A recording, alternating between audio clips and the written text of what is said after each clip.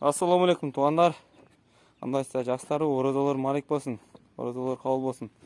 Мына биринчи Кудай кааласа Сукканпабыз 2025-жылдын эсебинен. Бул 6 тонналык болот Кудай кааласа. Аполовкабыз жаңы, свежий перегондейби. Ошондой. 6 тонналык Кудай кааласа. Чуңкурдугу 3 метр, диаметри 1,60 таза. Казылышы 1,90.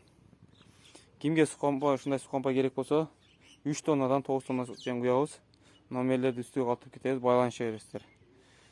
Айында Аполовкада беребиз.